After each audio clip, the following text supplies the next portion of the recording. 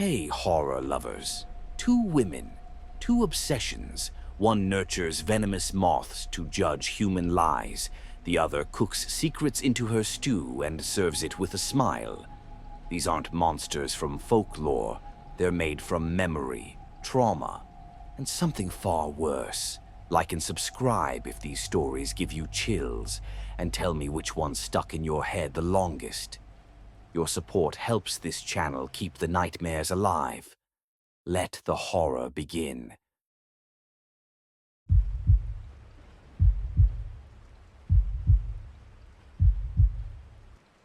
They say some people were born with the wrong wiring, but Helen Blackwell wasn't born broken. She was made that way. I didn't know any of this until the night I broke into her house. I wasn't trying to steal anything. I was just trying to find out what had happened to my sister. Her name was May, and she'd gone missing a week earlier after walking home from her late shift at the grocery store. Police said she probably ran away, that maybe she'd gotten in with the wrong crowd. But I knew May. She was soft-spoken, polite, the kind of girl who apologized when you bumped into her. The last message she sent me was a voice memo, 1 second long. All it said was, "It smells like vinegar and dust." That's what led me to Helen. She lived in the far end of town where the woods start swallowing the road. Her house sat behind a metal gate covered in vines. It didn't look like much, just an old green farmhouse with sun-faded shutters and a rusted tin roof. People called her Bug Lady. Said she used to teach biology at the college before something made her snap. At first, I thought it was just a rumor. But then I saw the shed. I found it after sneaking around the property late at night. I didn't expect anyone to be awake, but the light in the shed window told me otherwise. I crept closer, heart pounding. Inside were jars, hundreds of them, all labeled by year, some dating back to the 90s. Each jar held the preserved remains of moths.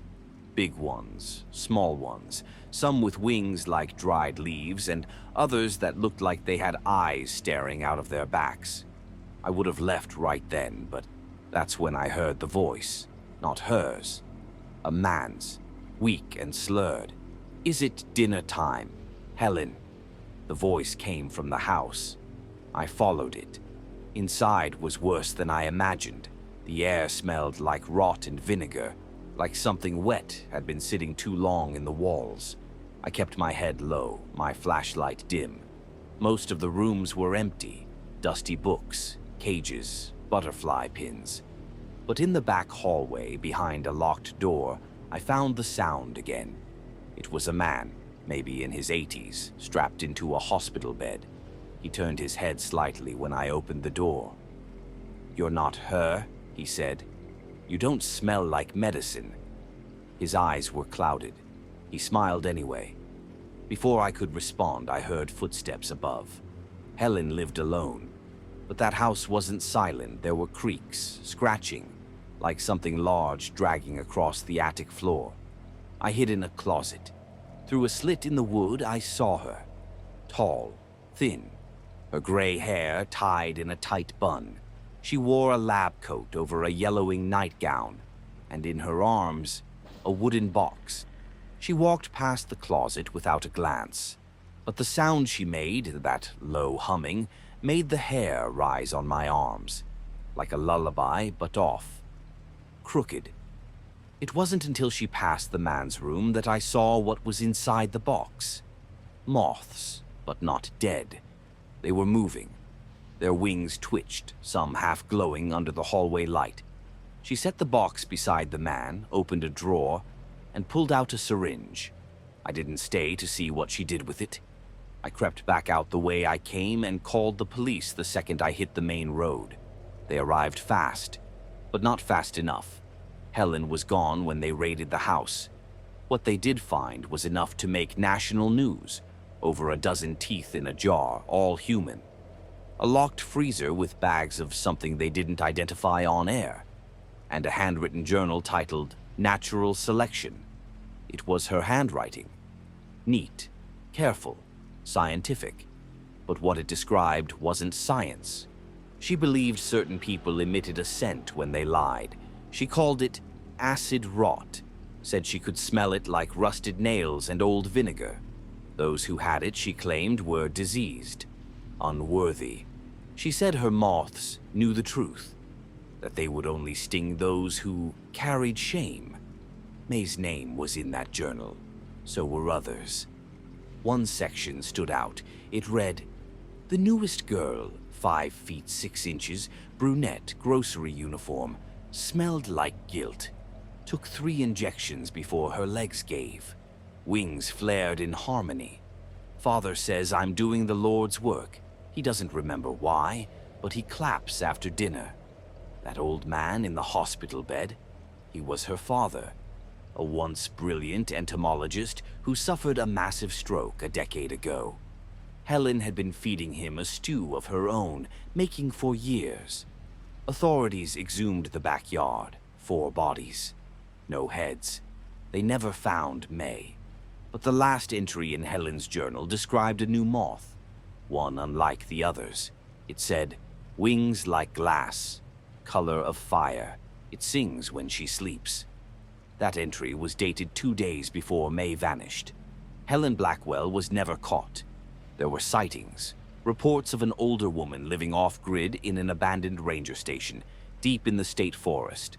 But when they got there, all they found was a broken cage and a box of moth wings burned to ash. Sometimes, late at night, I still hear fluttering outside my window.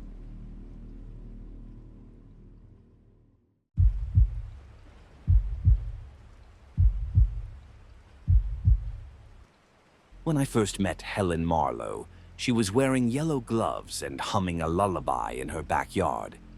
It was a sharp contrast to the dead-eyed silence of the house behind her, a weather-beaten farmhouse just outside the edge of town, where most folks didn't go unless they had to. I had to. I was working for the county as a part-time social worker, mostly doing check-ins with elderly residents. Helen's father, Richard Marlowe, had been flagged for a wellness visit after his prescriptions piled up unpaid for 3 months. The file said he had dementia. No listed next of kin except the daughter. She greeted me kindly. Firm handshake, warm smile. I remember she wore a wool sweater that smelled like sage and burnt coffee. "My father's not well today," she said, "but come in. I'll show you his chart. Everything's in order." She offered me tea. I declined. The inside of the house was clean, spotless even, but there was something off about it, like it was too perfect. The kind of home where everything looks like a set. No family photos, no noise, just that weird scent hanging faintly under the air freshener. Something metallic, like rust or blood. I met Mr. Marlowe in his bedroom. He was frail. His eyes were cloudy, and he didn't respond when I said his name. But he looked content, full even, a small grin on his face, as he stared at the ceiling and murmured something I couldn't make out. Helen smiled and smoothed his hair. "He's calm now," she said softly. "It's better when he's calm. I try to give him things that remind him of her." I asked what she meant. "Mother," she said. "He misses her terribly." I glanced at the file.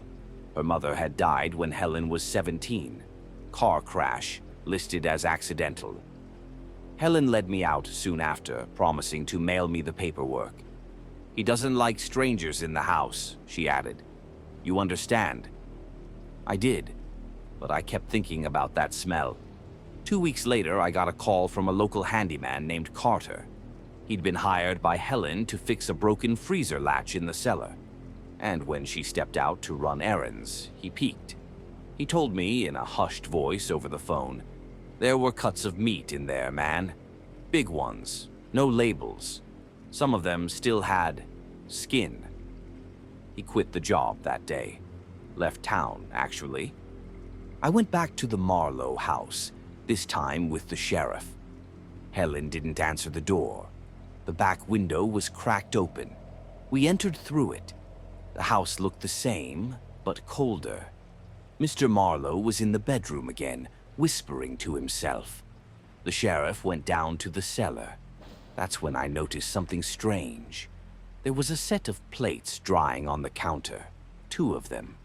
One had leftover stew still crusted at the edges. The smell was stronger now, more sour than metallic. Then I heard the sheriff call out. We found 3 large freezer bags down there, 2 empty, 1 full. Inside were long, pale strips of meat, human from the look of it. One had a faded tattoo. We found teeth in a mason jar, and worse, a wall covered in old photographs, black and white prints, most torn or crumpled. All of them women. Every woman in the photos shared something in common. They looked similar. Same short, dark hair, sharp jawline, the same tired eyes. Just like the one blurry photo in Helen's file. Her mother. We found Helen the next morning, sitting on the edge of the lake behind the house, peeling an apple with a paring knife. She didn't resist. Just looked up at us calmly and said, I only fed him what he remembered. She said her mother used to beat her, broke her arm when she was 9, burned her with an iron when she spilled soup on the floor, said she was clumsy and useless. Helen used to hide under the porch. She would count to 100 and pretend someone else lived there instead. After the accident, her father began forgetting things. He asked when dinner would be ready, even though Helen had just cooked. Then he started calling her Marie, her mother's name. She tried to correct him at first, but he got violent. He screamed, he hit her. So she stopped correcting him and started cooking for Marie. She would go into town once a month, pick a woman, always one that looked like her mother, or close enough. A bus stop, a laundromat. Sometimes she offered a ride, sometimes just conversation. When she was finished, she'd cook a stew. Always the same recipe. He calmed down after that, she said. He'd smile, he'd sleep. I gave him peace, just like I wished someone had given me. When asked if she felt guilty, she tilted her head. No, she said. She had to die, again and again, until the fear was gone. Helen was committed to a psychiatric facility. Mr. Marlowe died 3 weeks later, quietly, in his sleep. No one came to claim the house. They boarded it up, the cellar sealed with concrete. But sometimes when you walk past it, they say you can still smell something, faintly sour, like old vinegar and iron. And if the wind is low and the kitchen light flickers back on, you might hear the hum of a lullaby echoing through the window.